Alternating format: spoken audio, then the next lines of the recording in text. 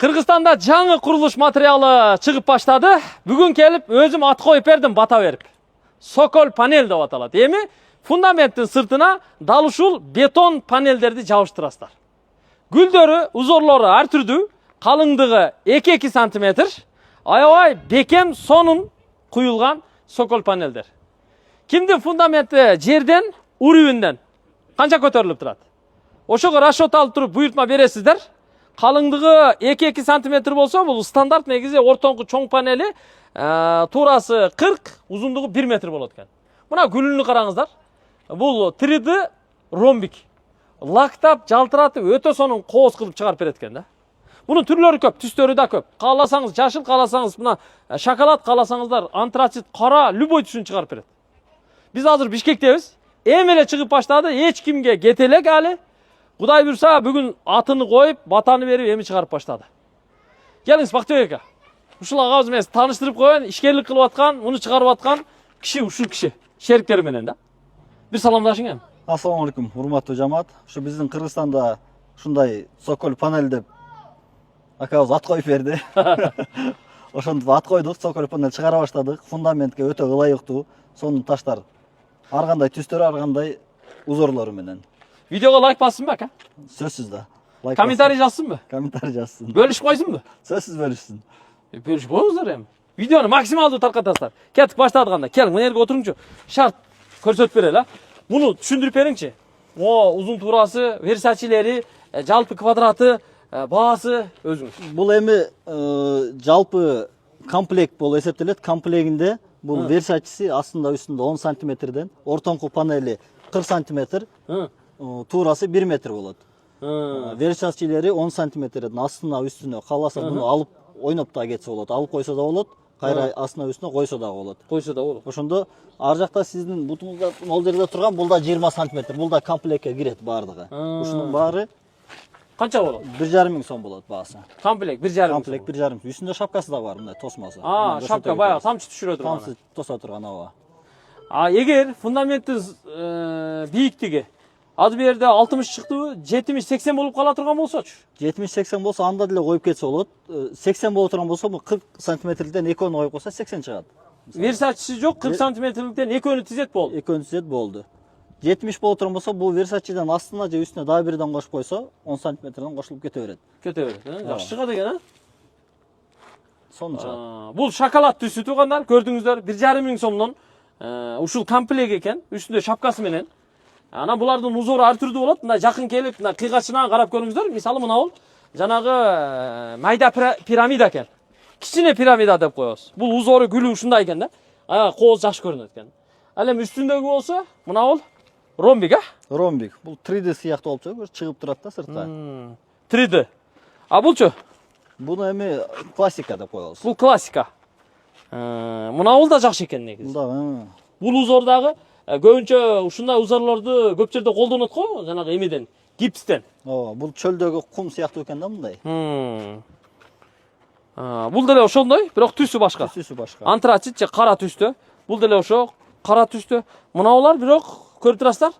Булар ушу натуралдык сары таш бар го, ошол түстө экен. Бул түстү кантип чыгарасыңар? Бул түстү натуралдык ак мрамор таш бар го. Ошонун күкүмдөрүнөн чыгат. Ак цемент кошулуп, буга эч кандай свет кошулбайт. Натуралдык свет ушундай чыгат.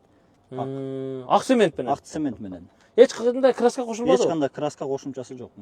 Бирок үйдүн сырты, дубалдын сырты сары таш болгон болсо, фундаменттин сыртына натуралдык, мисалы Өзбекстандан, Казакстандан келген, Индиядан, Ирандан келген натуралдык гранит таштарды эмес, мунаны комплект кылып койсо, өтө сонун болчу да экен, Ооба, өтө сонун. Мында узорлор ар кандай узорлор бар. Любой узор кылып беребиз. Любой узорун кылып беребиз. Бирок мына бул жакты мага. Ушундай кылсаңар болот. Эми мисалы терезе, үйдүн чатыры кандай түс болсо, үйдүн сырты кандай түс болсо, ошого комбинация кылып жасай бересиздер. Балким шайкеш келтирип, балким мындай атлетизация этип жасасаңыздар болот да. Буга айырмаланып туруш керек. каранда кошуп кетсе болот татакулкема. Буга. Мисалы могул версачилерин мисалы кара кылып койсо да болот. Буну кара кылып койсо да болот. Ойноп кетсе болот. Аралаштырып. Ада сонун чыгат. Жакшы. Булар эми башка түстөрү мына. Караңыздар. Ана мына жерде мына шапкасы турат. Шапканы дагы ушу үстүнө ушинтип орнотуп коет. Көрдүңүздөр? Bir 2 сантиметр чыгарып коюп койсо, үстүнө түшкөн суу, тамчы мындай агып туруп, бияктан прямой жерге агып түшүп кетет. Туура айтасыз. Анан орноткондо муну кантип орнотобуз? Азыр мисалы мынаны алдын ала тизипсиздер. Аралыгыны, дуал менен аралыгы бир аз ачык болуп ичине бетон куюлабы, же сразу эле аралыгын ачык койбой туруп, сразу кафельный клей менен дуалга жабыштырып койгон жакшыбы? Бунун эки түрүн тең колдонсо болот. Сиз айткан, кээбирки сиз айткан мисалы үстүндө пенопласт кылып стенасы бери чыгып калат атпайбы? Аларга буну бери элек чыгарып туруп, ортосунда аралык калтырып туруп, ал жерге бетон куюп койсо болот. Анда да сонун кармайт. Эгер фундамент түз болсо, дуал менен түз болсо, анда жөн эле кафель, жакшы кафельге коюш керек. Бирок жөнөкөй арзаныраак коюп койсо, түшүп калса кийин бизден Кафельный клейдин жакшысын колдонуш керек. Сапаты жакшы болсо кармайт. Эми бул негизи салмагы жагынан, баасы жагынан кадимки натуралдык таштар бар. Граниттер. Ошого салыштырмалуу баасы, салмагы жеңил арзанбы же кымбат оорбу?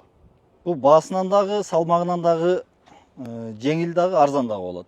Bunun bir salmağı olsa 18-20 kilogramga чейин чыгат да. Баасы ошо комплеги 1,5 миң дедик. Граниттен арзан да. Бирок ошолдой эле көрүнөт, аябай сонун кооз. Жылтырап да отурат, лактап коебуз. Жашыл, кызыл, розовый, ар түрдүү түс заказ берсе кыла бересизби? Бирин тарихи кандай болсо ошого жараша чыгара беребиз. Розовый болсо розовыйды эле чыгара беребиз. Кызыл, жашыл. Ошканын офисинин сыртына, фундаментинин сыртына розовый кылып бериң. Мегакомдукуна жашыл кылып бериң. Билайндыкына сапсары кылып бериң, а? Болобу ошондой кылсак? Билайндын өзүнүн сиз айткан ару формасы дагы бар. Мына бул, а? Мына узор. Мына караңыздар. Мына арынын уясында узору бар экен. Гүлү ушундай экен да. Анан калыңдыгын мына көрсөтүп коелу. Мына бул жерде турат. Бул кадимки эле буруш шатканын эле растворунан жасалат экен. Эми кошумча дагы кошулмалар кошулат деди, ингредиенттер. Мына калыңдыгы 2 сантиметр 2 миллиметр. Бул мына жалтыраган лакпы, эмне бул өзү? Ушуну айтып коюңчу. Бул жалтыраган, бул автомобильный лак бар го, эң жакшы сапатынан колдонулат.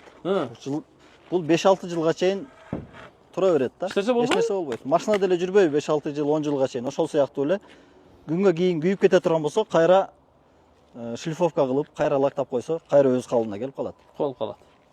Бул бетон да. Буга канча гарантия бересиңер деген суроону алдыга коюшуңуздар да мүмкүн.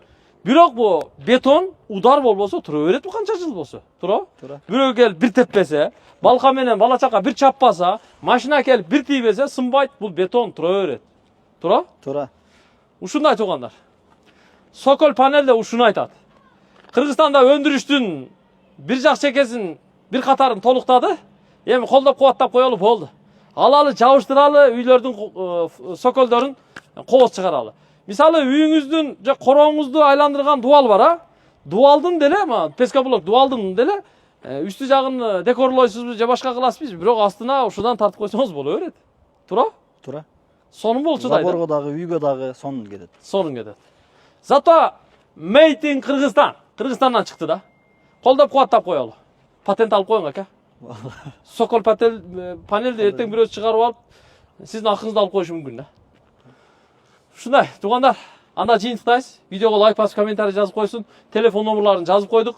Instagram аккаунтуну белгилеп койдук. Instagram аккаунтуна катталып, телефонуна чалып, канча штук, канча квадрат керек болсо айта бересиздер. Ана муну орнотуш жагынан усталар сизге караганда, мага караганда 100 эсе жакшы билет.